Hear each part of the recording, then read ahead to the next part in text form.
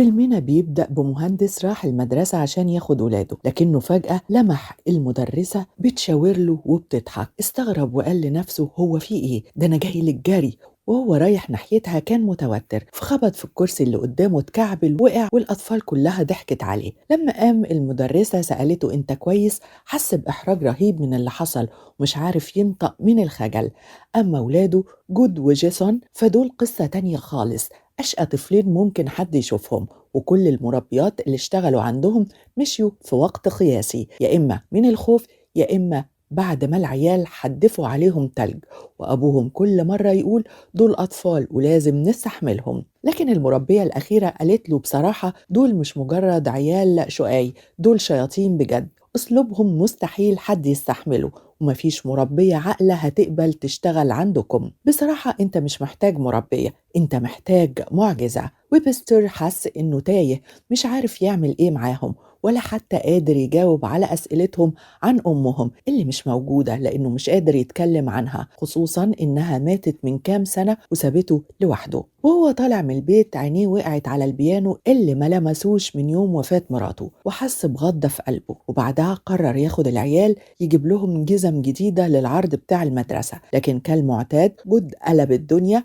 رمى الجزمة بعيد وبدأ يتخانق مع أخوه. مديرة المدرسة اللي تبقى صاحبة ماريا قررت تعمل له استدعاء رسمي لولي الأمر بسبب المشاكل اللي ولاده بيعملوها طول الوقت. المديرة كانت عايزة تعرف إذا كانوا بيشوفوا والدتهم ولا لأ، خصوصا إنهم دايما بيسألوا عنها. الكلام ده ضايق ويبستر جدا، لكنه وعدها إنه هيحاول يظبط سلوكهم. في نفس الوقت ماريا بتقابل صاحبتها في الجيم، وهي في الأساس شغالة في مكتب سفريات. صاحبتها بتقولها إن المدرسة محتاجة حد يعلم الأطفال شوية حاجات علشان حفلة العيد. ماريا رفضت الفكرة تماما، وقالت إنها ما بتعرفش تتعامل مع الأطفال، والموضوع مش جواها خالص. أما في بيت ويبستر العيال كعادتهم في حالة فوضى، وأثناء خناقهم دلقوا اللبن على الأرض. في الوقت نفسه ويبستر كان بيتكلم مع مكتب عشان يبعتوله مربية جديدة، وبمجرد ما وصلت الولاد كانوا خارجين يفشوا غلهم وحدفوا عليها تلج، لكنها طلعت أذكى منهم وردت لهم الضربة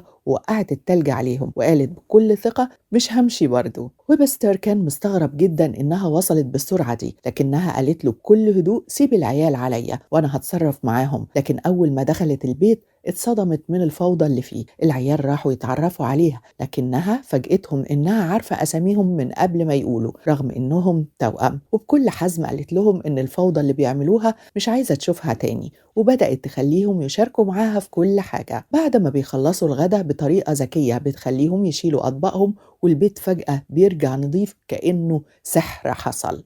ويبستر بيحس إنه أخيرا لقى حد يقدر يسيطر على شقاوة ولاده، وبتبقى ميركل المنقذ الوحيد له. تاني يوم الصبح وهم في المدرسة بيتمرنوا على حفلة العيد، المدرسة بتقع والواضح إنها مش هتكمل، ولو ما لقوش حد غيرها الحفلة هتتلغي. صاحبة ماريا بتفضل تضغط عليها عشان تروح تمرن الأطفال كام يوم، وبتطمنها إن المطلوب منها بس تدريبهم، مش إنها بتمثل في المسرحية نفسها. وبعد الاحتفالات بتقدر ترجع لشغلها عادي. في الآخر ماريا بتضطر توافق. أول ما بتدخل المدرسة وبتقف على المسرح وبتكون متوترة ومش عارفة تبدأ منين، فجأة بتلاقي ميركل بتبص عليها من فوق وبتقول لها بكل هدوء ما تقلقيش الموضوع سهل. في اللحظة دي الكورة بتقع منها، وماريا بتجري علشان تجيبها لها، لكن بتتفاجئ بحاجة تانية تماما. أما ويبستر بمجرد ما بيرجع البيت بيلاقي ولاده ماسكين صورة والدتهم، فبيحس بضيق شديد. لما بيسألهم عنها ميركل بتقوله إنها لقت الصورة وسط الكتب وحبت توريها لهم علشان يعرفوا والدتهم أكتر، لكنه بيقطع الكلام بسرعة وبيقول لها إنه مرحب بيها في بيته، بس في شوية حاجات مش حابب إنها تتدخل فيها، وأهمها إنها ما تتكلمش مع الولاد عن أمهم، لأنه مش مستعد لأي أسئلة دلوقتي. ولما بيلاقي ولاده بيلعبوا بالبيانو بيزعق لهم جامد وبيقول لهم محدش يلمسه تاني. ماريا بتلاحظ الكرة اللي في جبينه وبتفتكر الموقف الغريب اللي حصل مع العجوزة اللي اختفت من قدامها الصبح. بعدها ويبستر بياخد ولاده وبيخرج معاهم، وساعتها بيجي سيرة ماريا. الولاد بيحكوا له إن معاها كرة رنانة ليها صوت غريب جدا، وبيقولوا له كمان إنهم بيحبوها. تاني يوم الصدفة بتجمعه بماريا في الشارع، وبدون ما بيقصد بيخبط فيها وبيوقع الكتب من إيديها. بسرعة بيعتذر لها وبيقول لها إنه ما كانش يقصد. بعدين يبدأ يكلمها عن الكركبة اللي عملها امبارح في المسرح، وبيقول لها إنه كان جاي مكتبها بحجة إنه عايز يحجز رحلة أجازة من خلال مكتب السفريات اللي بتشتغل فيه. ولما بتسأله يحب يسافر فين بيقول لها إنه عايز مكان دافي وفيه ترفيه كتير للأطفال. وفجأة بيلاقي نفسه بيعزمها على العشاء وبيطلب منها ما ترفضش. بالليل لما بيطلب من ميركل تختار له طقم حلو يلبسه بتتفاجئ وبتقوله إنه طول اليوم بيتكلم عن مكتب السفريات اللي بتشتغل فيه ماريا، فكانت متوقعة إنه هيقابلها. أما ماريا فبتبقى محتارة تلبس إيه وبتتعامل مع الموضوع كأنه ميعاد غرامي. والغريب إنهم لما بيقعدوا مع بعض الوقت بيعدي من غير ما يحسوا، وبيبقى الحديث ممتع لدرجة إنهم مش بيركزوا مع الساعة. ويبستر بيبدأ يحكي لها عن شغله وبيقول لها إنه مهندس معماري ومتخصص أكتر في إنقاذ المباني القديمة، وبيبان وقتها إنها معجبة بيه لمجرد إنه مهندس. وبتقوله ممكن أجي معاك الموقع بكرة. بيوافقوا ويفضلوا ماشيين مع بعض لحد ما بيوصلوا بيتها. وساعتها بيقول لها إنه عايز يعترف لها بسر مهم، إنه بطل يعزف على البيانو من يوم ما مراته ماتت رغم إنها بقالها سنين، لكنه مش قادر ينسى الموضوع. الصبح وهو في الشغل بتجيله مكالمة من وكالة التوظيف وبيكونوا بيعتذروا له إنهم ما بعتوش حد لحد دلوقتي لأن مفيش ست واحدة راضية تروح له البيت علشان سمعة ولاده ما شاء الله عالية جدا. وبستر بيكون مصدوم، أمال ميركل دي بتعمل إيه ومين اللي بعتها؟ بيروح بسرعة على البيت وبيسألها انتي تبع مين بالظبط؟ فبترد عليه إنها جت عن طريق شركة التوظيف اللي بتشتغل فيها مش عن طريق الوكالة اللي هو بيتعامل معاها، وبتديله الأوراق اللي بتثبت كلامها. فبيضطر يعتذر لها عن سوء الفهم، بس رغم كده بيكون متضايق لأنه حس إنها ست غريبة وما يعرفش عنها أي حاجة وما عندوش أي أوراق رسمية تخصها. بيروح يحكي لماريا على اللي حصل، فبتقوله الموضوع غريب فعلا حتى اسمها ميركل، بس في نفس الوقت بتسأله هي مش كويسة مع الولاد؟ فبيرد عليها ويبستر وهو مستغرب حاسس إن الولاد دول ما بقوش ولادي بسبب الهدوء ونظافة البيت. كل حاجة اتغيرت من وقت ما جت، وعلشان يخرج من إحساسه ده بيطلب من ماريا تيجي تتعشى معاهم بكرة. ولما صاحبتها بتعرف الموضوع وبتقول لها يعني لسه جاية المدرسة من أسبوع ومرتبة كل ده؟ لا وإيه جاية مع حد من أولياء الأمور؟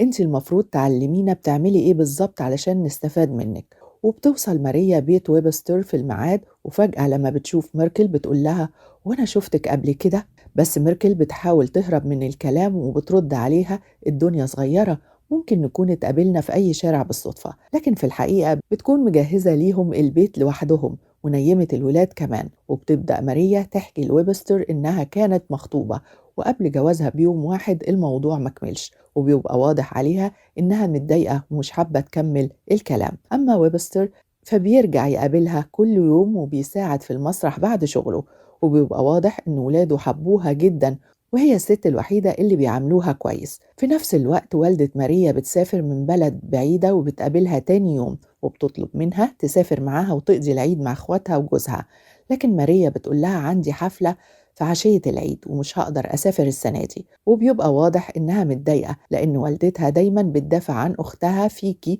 رغم إن فيكي غلطت في حقها. وساعتها بتعيط ماريا وبتسيب المكان وتمشي. وفي اللحظة دي بتروح لويبستر على طول وبتقوله إنها عايزة تتكلم معاه، وتبدأ تحكي له إن من 4 سنين كانت مخطوبة لمدرس اسمه جو وكانت متعلقة بيه جدا. وقتها طلبت من أختها الكبيرة تبقى وصفتها في الفرح، لكن قبل الفرح بيوم واحد اتصدمت لما جو لغى الجوازة وقال لها إنه مش عايز يكمل. الصدمة الحقيقية حصلت لما عرفت إن أختها وجو هربوا واتجوزوا، وكل ده لأن أختها الكبيرة كانت دايما في منافسة معاها في المدرسة وفي الشغل وحتى في الجمال. واللي مضايقها أكتر النهاردة إن والدتها مصممة تضغط عليها إنها تسامح أختها وكأن مفيش أي حاجة حصلت، فبتقوله على الأقل تسيبني لحد ما أنا لوحدي أحس إن عايزة أسامحها مش تبقى حاجة مفروضة عليا.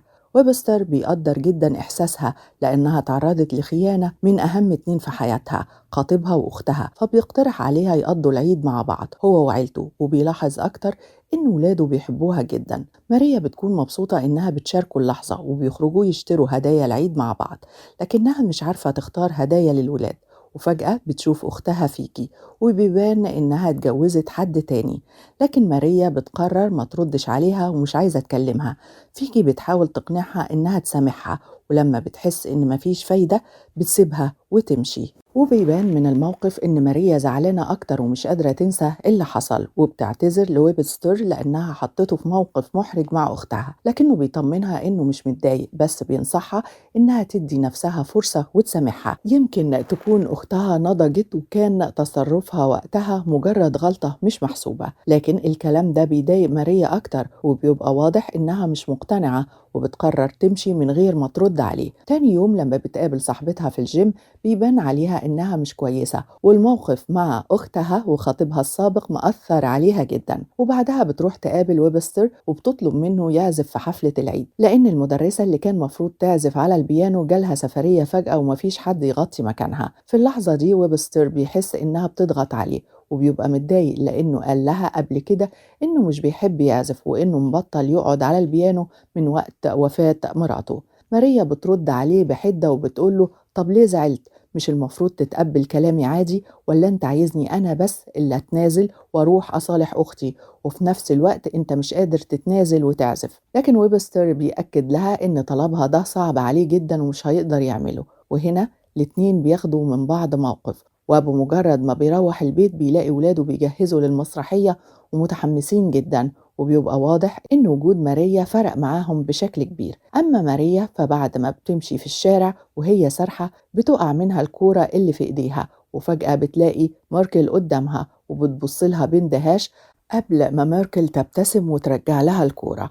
في اللحظة دي ميركل بتبتسم وبتسأل ماريا انتي بتعملي ايه هنا؟ ماريا بتتفاجئ وبتسأل نفس السؤال، فبترد ميركل انها كانت بتشتري حاجات العيد، وبتبدأ تكلمها عن ويبستر، بتقول لها ما تزعليش منه، اوقات اللي بنحبهم بيحتاجوا فرصة أخيرة. الكلام ده بيخلي ماريا تفكر بجدية انها لازم تصالح اختها قبل العيد، وبالفعل تاني يوم الصبح بدري بتروح لبيت اختها، واول ما فيكي بتشوفها مش بتكون مصدقة انها ممكن تسمعها، وبدموع في عينها بتطلب منها تسامحها وتنسى اللي حصل. وفي ليلة العيد ويبستر بيقرر إنه يكلم ولاده عن والدتهم، وبيقول لهم إنها كانت ست جميلة وإنهم كلهم مفتقدينها. ميركل بتقف في الخلفية وبتسمعه وهو وبيبقى واضح عليها إنها مبسوطة إنه أخذ الخطوة دي أخيرا. وفي حفلة العيد ماريا بتكون مقدمة الفقرات وبتقول للجمهور إنها اشتغلت كتير عشان الحفلة دي تنجح، ولما بتيجي